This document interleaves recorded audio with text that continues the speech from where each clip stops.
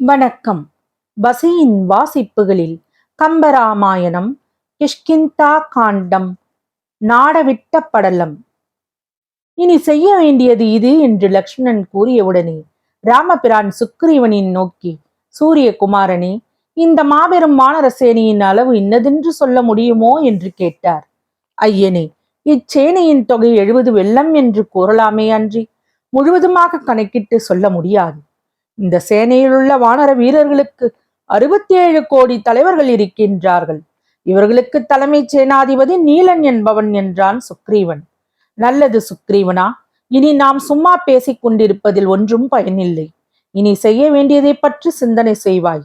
ஐயனே, அவ்வாறே ஆகட்டும் என்று கூறிய சுக்ரீவன் திரும்பி தன் அருகே நின்று கொண்டிருந்த அனுமனை நோக்கினான். அவனை பார்த்து, அனுமனே, உனது தந்தையாகிய வாயுவைப் போல் உலகெங்கிலும் நொடியில் தெரியவல்ல திறமை பெற்றிருந்தும் நீ இப்போது எதற்காக சும்மா நிற்கின்றாய்? மற்ற வானர வீரர்கள் பிராட்டியாரை தேடும் செயலில் என்ன செய்கின்றார்கள் என்பதை அறிவதற்காக இப்படி நிற்கின்றாயோ? நீ விரைந்து சென்று நாகர்கள் வசிக்கின்ற பாதாள உலகத்திலும் இப்பரந்த மண்ணுலகிலும் சொர்க்கலோகத்திலும் பிராட்டியாரை தேடுவாய். ராவணனுடைய இலங்கை மாநகரம் தென் திசையில் இருக்கின்றது என்று நினைக்கின்றேன். நீ ஒருவன்தான் அத்திசை சென்று இலங்கை நகரத்தை கண்டுபிடித்து அங்குள்ள அரக்கர்களை வென்று பிராட்டியின் செய்தியை தெரிந்து கொண்டு வந்து சொல்லி புகழ் பெறுவதற்கு உரியவன். முன்பு பிராட்டியாரை கவர்ந்து சென்ற ராவணன் தெற்கு நோக்கி போனதை கண்டதாக ஒரு ஞாபகம். அங்கதனும் ஜாம்பவானும் உனக்கு துணையாக உன்னுடன் வருவார்கள். அவர்களுடன் 2 வெள்ளம் வானர சேனையையும் அழைத்து கொண்டு தென் திசை நோக்கி புறப்படுவாயாக என்றான் சுக்ரீவன். பின்பு மேற்கு திசையில் இடவனும், வடக்கு திசையில் சதவழியும், கிழக்கு திசையில் வினதனும் தலைக்கு 2 வெள்ளம் சேனையுடன் புறப்பட்டு செல்வீராக என்று அவர்களை பார்த்து கட்டளையிட்டான். இடவன் முதலிய வானரர்களை நோக்கி மீண்டும் சுக்ரீவன், வெற்றிக்குரிய வாகை மாலை அணிவதற்குரியவர்களே, நீங்கள் பலவிடங்களிலும் அலைந்து திரிந்து பிராட்டியாரை தேடி 1 மாதம் முடிவதற்குள் இங்கு திரும்பி வந்து சேருங்கள் என்று ஆணையிட்டான். அவர்களுக்கு கட்டளையிட்டு முடித்ததும் தென் திசைக்கு செல்லும் வானர வீரர்களை பார்த்த சுக்ரீவன், நீங்கள் இங்கிருந்து புறப்பட்டு முதலில் விந்திய மலைக்கு செல்லுங்கள். அந்த மலையில் சீதா பிராட்டியை தேடி முடித்த பின் நருமதை ஆற்றுக்கு செல்லுங்கள். அதன் பின் ஏமகுட மலைக்கு போய் சேருங்கள். அங்கிருந்து பெண்ணை நதிக்கரைக்கு சென்று பிராட்டியை சில நாள் தேடி பார்த்து விரைவாக அப்பால் உள்ள வழியில் செல்லுங்கள். பின்பு விதர்ப்ப தேசத்தை கடந்து தண்டகாரண்யத்தை அடையுங்கள். அப்பால் முண்டகத்துறை என்னும் ஒரு தெய்வீக சோலையானது அகத்தியர் வாழ்ந்ததாக சொல்லப்படும் தண்டகாரண்யத்தில் உள்ளது. தவம் செய்யும் முனிவர்களை காணும் அச்சோலை தம்மை காண்போரின் துயர் போக்கி அருள் வழங்கும் தன்மை உள்ளது. எனவே அதனை சென்று காணுங்கள். பின்பு அங்கிருந்து சென்றால் பாண்டு மலையை அடையலாம். அங்கு சென்று பிராட்டியை தேடிவிட்டு கோதாவரி நதிக்குள் செல்லுங்கள். அந்நதியிலிருந்து புறப்பட்டு முருகக்கடவுள் தனியாக இருந்த ஸ்வன நதியை போய் பாருங்கள். ஸ்வன நதியையும் தாண்டி பின் பல நாடுகளையும் கடந்து செல்வீர்களானால் கொங்கண தேசத்தையும் குளித்த தேசத்தையும் சென்று சேர்வீர்கள். பின்பு மேலே தொடர்ந்து சென்று அருந்ததி என்னும் மலையை கண்டு வணங்கி அங்கிருந்து புறப்பட்டு செல்லுங்கள். அப்படி சென்ற நீங்கள் நஞ்சுடைய நாகங்களுக்கு அமிர்தத்தை கொடுத்து தனது தாயாகிய வினதையின் அடிமை தொழிலை போக்கிய கருடன் வாழ்கின்ற மரகத மலையை அடைவீர்கள். அந்த மலையை விட்டு நீங்கி திருவேங்கட மலைக்கு செல்லுங்கள். ஆனால் அம்மலையின் அருகே செல்லாதீர்கள். அப்படி செல்வீர்களானால் அத்தலத்தின் மகிமையால் உங்களுடைய மிக்க கொடும்பாவங்கள் எல்லாம் கழிய உடனே மோட்சமடைவீர்கள். அதனால் அதன் அருகே செல்லாது அப்பால் சென்று தொண்டை நாட்டை சேருங்கள். அவ்வாறு சேர்ந்து அந்த நாட்டில் பிராட்டியை தேடி பாருங்கள். அதற்கு பிறகு காவேரி நதியின் 2 கரைகளிலும் சென்று சேர்ந்து பிராட்டியை தேடுங்கள். பின்பு கங்கையினும் புனிதமான காவிரி பாயும் சோழ நாடு முழுவதும் தேடிவிட்டு சேரநாடு செல்லுங்கள். அங்கு உங்கள் வேலை முடிந்ததும் பாண்டிய நாட்டுக்கு போங்கள். அங்குள்ள பொதிகை மலையை கண்டு அதனை வணங்குங்கள். அங்கே தான் அகத்திய முனிவர் தமிழ் செய்தார். அங்கிருந்து அப்பால் சென்றால் தாமிரபரணியாறு எதிர்ப்படும். அதை விட்டு சென்று மகேந்திர மலையை காணுங்கள். அவ்விடத்தை தாண்டி சென்று அதற்கு அப்பாலும் எல்லா விடங்களிலும் 1 மாத காலம் தவணையாக கொண்டு பிராட்டியாரை தேடி இங்கு வந்து சேருங்கள். விரைவாக விடைபெற்று செல்லுங்கள் என்று கூறி ஆணையிட்டான்.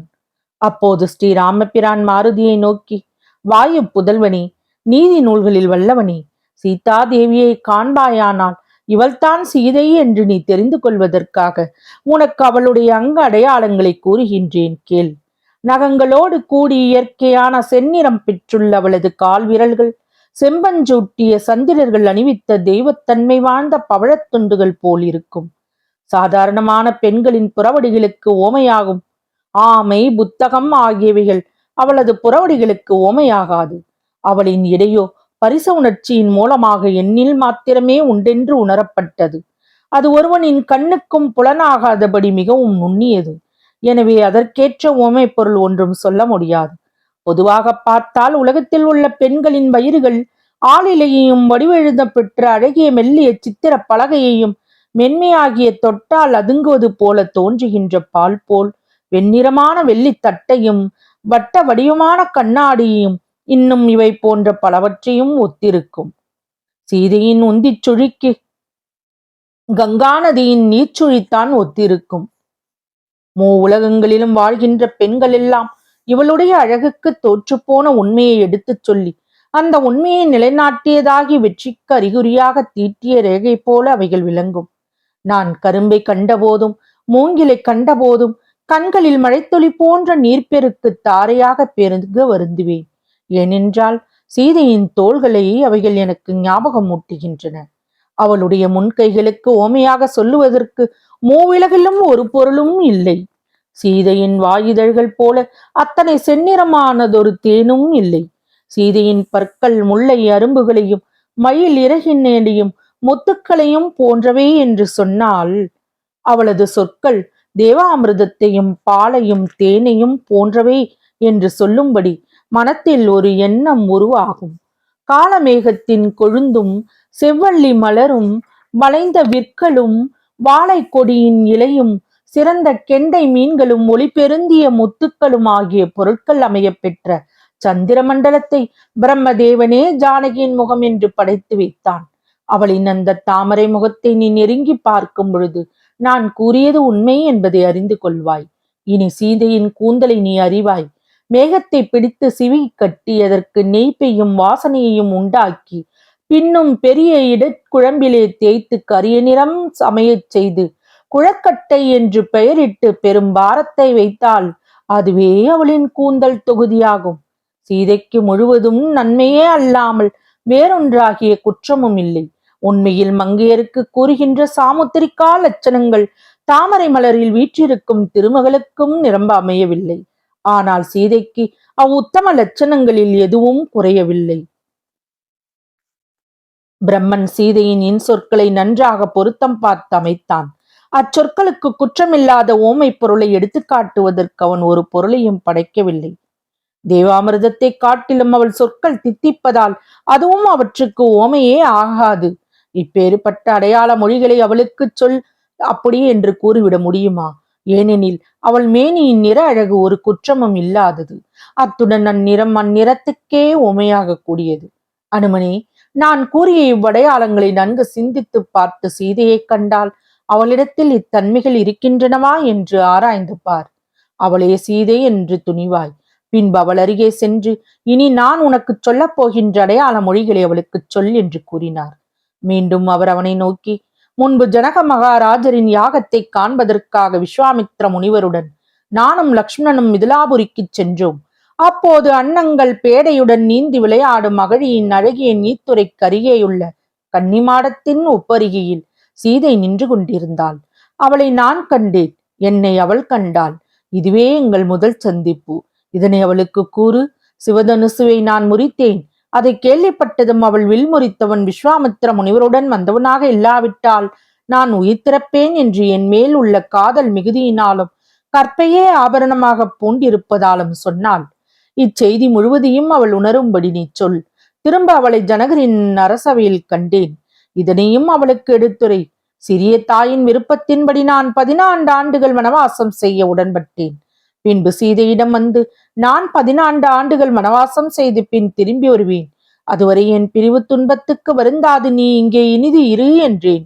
அதை கேட்ட சீதை மிகவும் வருந்தி தானும் உடன் வருவேன் என்று வற்புறுத்தி கூறினாள். அப்போது நான், முன்பு நான் சென்றறியாத பெரிய காட்டிலே என்னுடன் வர எண்ணுகின்றாயே, இதுவரையில் நீ எனக்கு மகிழ்ச்சியை தரக்கூடியவளாக இருந்தாய். மேலும் என்னுடைய அருமையான உயிருக்கும் இனியவளாக இருந்தாய். இனி எனக்கு நீ துன்பம் தரக்கூடியவளாக ஆகப் போகின்றாயோ என்று அவளிடம் கூறினேன். இதையும் அவளுக்கு நீ சொல்.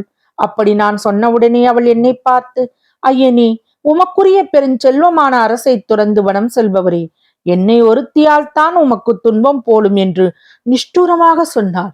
கண்களில் இருந்து நீர் தாரை தாரையாக பெருகி வழியே தரையிலே விழுந்து உடம்பில் உயிர் நிற்காது தத்தளிக்கின்ற உயிர் போல மிகவும் வருந்தி சோர்ந்தாள். இதனை அவளுக்கு தெரிவி, பின்பு நானும் அயோத்திமா நகரின் வாயிலை கடப்பதற்கு முன் எல்லையில்லாத கொடிய காடு எங்கே இருக்கின்றது என்று என்னை பார்த்து கேட்டாள். இவற்றையும் முன் நான் சொன்னவைகளுடன் சீதைகளுக்கு சொல் என்று தமக்கும் சீதைக்கும் தெரிந்த அடையாள மொழிகளை கூறினார். பின்பு ஸ்ரீராமபிரான் தமது கணையாழியை கழற்றி அனுமனின் கையில் கொடுத்தார். அதை அவன் மிகவும் பயபக்தியுடன் பெற்று கொண்டான். மாருதி, இந்த மோதிரத்தை அவளிடம் காட்டுவாயானால் அவள் உன்னை நன்கு தெரிந்து கொள்வாள். அறிஞனே, நீ செல்லும் காரியம் முழுவதும் எவ்வித இடையூறும் இன்றி இனிதாக முடியட்டும் என்றார். அவனுக்கு நல்விடை கொடுத்து அனுப்பினார். ராமபிரானை தொழுது வணங்கிவிட்டு அவருடைய கருணையை எண்ணியவாறு தென்திசை நோக்கி புறப்பட்டான் அனுமன். அங்கதன், ஜாம்பவான் ஆகிய சேனாதிபதிகளுடன் தென் திசைக்கு செல்ல நியமிக்கப்பட்ட பெரும் வானரப்படை வீரர்களும் சுக்ரீவனையும் ராமலக்ஷ்மணரையும் வணங்கிவிட்டு அனுமனுடன் புறப்பட்டு சென்றார்கள். தொடரும். வசியின் வாசிப்புகள் பிடித்திருக்கும் என்று நம்புகிறேன். எனக்கு சப்ஸ்கிரைப் செய்து, லைக் செய்து, ஷேர் செய்யவும். தங்களின் மேலான கருத்துக்களை கமெண்டில் பதிவிடவும். அதுவே எனக்கு உற்சாகமூட்டும். நன்றி.